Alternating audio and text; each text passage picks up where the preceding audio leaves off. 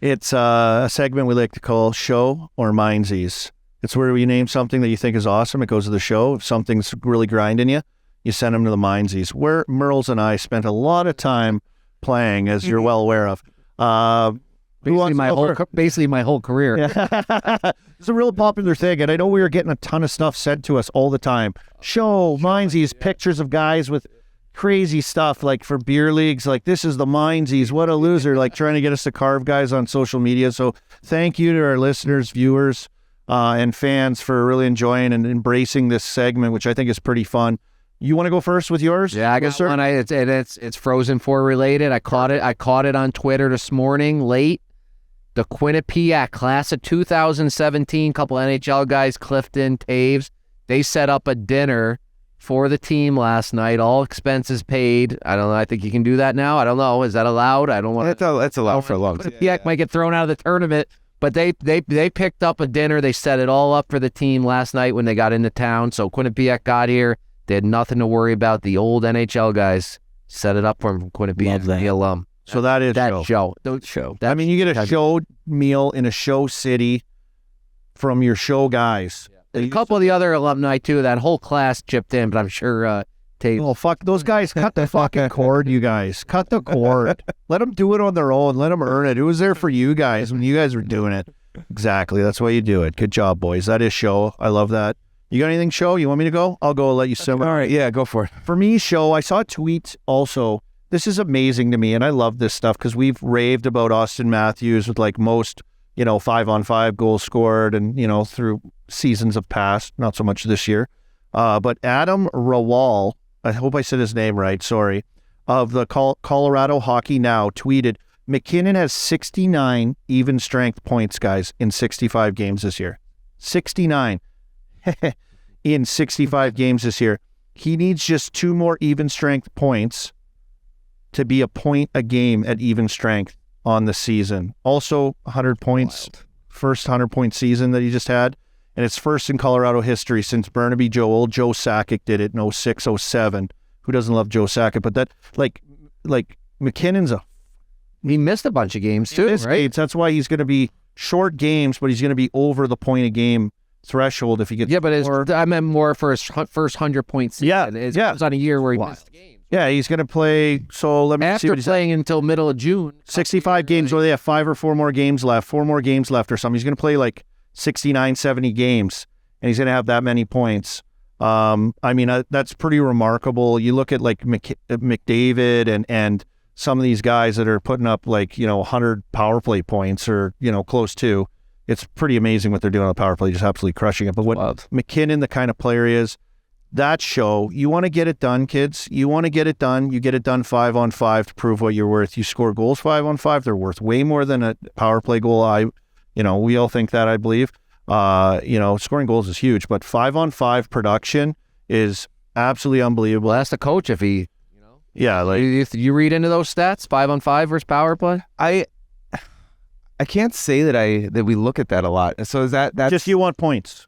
Well, yeah, I mean, we want scoring. We want power play to be good. I don't care who does it. The power play has to be good no matter what if you're going to win, I think. Yeah. So it's like, I think a lot of the points in our world, I don't know, you know better than I, like how many of the the top guys, how many of those percentages of this power play stuff. Yeah, I mean, it's very rare. I don't know how many times we see a guy get, per game at 5-on-5 points.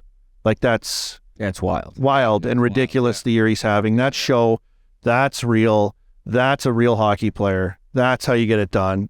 McKinnon, we already know he's show, but like that production at that pace, at that rate, at that 5-on-5 area, amazing.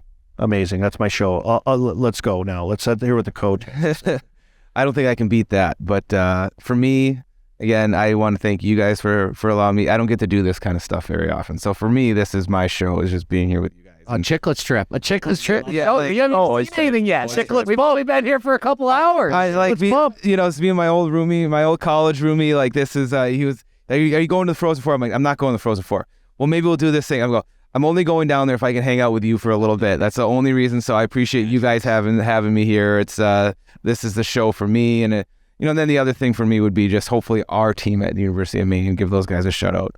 They're back there working out at 6 a.m. every day, and hopefully we can become the show in the next few years and get our program to where it used to be, and so I appreciate those guys, so I'm sure they'll like to hear that. Do we got to get you guys sponsored with mosquito spray there? Because I'm from Sasky. I know you guys are up. Black flies. Black flies. That's the worst, eh? You don't have the bad mosquitoes. It's a flies in the spring. Yeah. And they come out there, vacation land or whatever they call it. Yeah, they get in your ears. They get in. Look at my nose. You imagine if black flies go up my nose? Good luck getting up there. I can't even breathe through there, though. Black flies. Joke's on you. Yeah. Gee, you got show for us? I do. At this stuff. I do. So we are recording Wednesday night.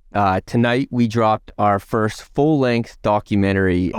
It was fucking incredible. So I'm calling the Chiclets production team up to the show this week. Mike McQuaid, Sean Apuzzo, I believe Trent Christensen had a part in editing it, Elliot Fish. It's just, I texted Sean Apuzzo probably 2 years ago on September 11th when I was watching the game on ESPN. Said, hey, I think we should make a documentary about this game. The kid went to work.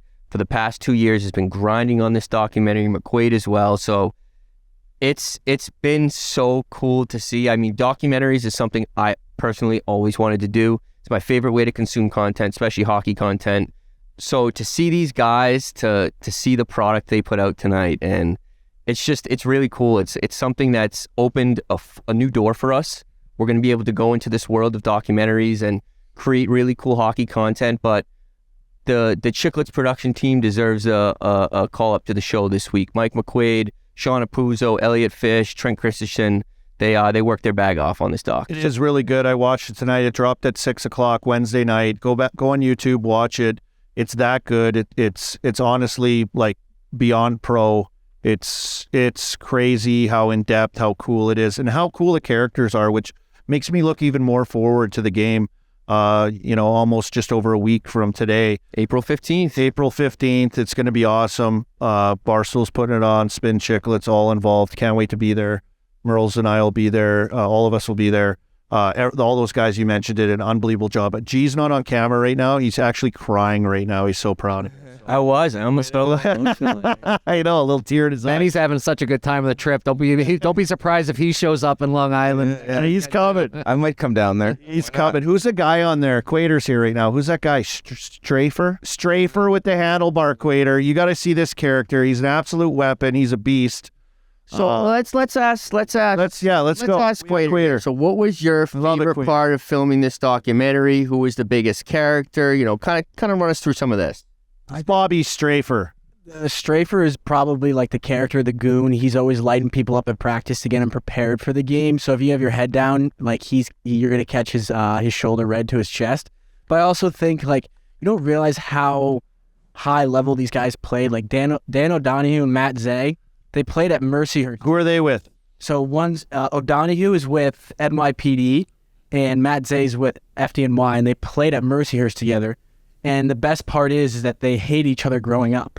They weren't friends, and then they went and played juniors together, and then they went to college and became best friends, and now once a year they just battle it out. Yeah. They're not friends or anything, and actually O'Donoghue called Zay out to chuck him at center ice for the game. So it's going to be a good game. It's going to be some brawls. I'm excited for it. Yeah, that's what I'm like. Gee, I was watching this and hearing the interviews. I know I'm supposed to be in the locker rooms and on the bench, trying to get I might have to go to the penalty box. There might end up being more guys in the penalty box in the game. Oh, yeah. Get some sideline content. Yeah, you're going to be busy, I think. By the way the documentary went, the way they went after each other, and the way they sold it at the end as well to tee up this game too. We're coming in to kick the shit out of each other. We're going to put on a show. We're here to play. We're here to win. Great job, Quater, to you and your crew. Absolutely, G. That is show. That's beyond show. Can you win awards for that? That I watched it tonight. I was like, this is shit I love. Tribeca Film Festival. We're coming for you. Yeah, you guys deserve it though. It's very well done. If you haven't seen it, go check it out. I highly recommend it. After that, nowhere else to go but the Minzies.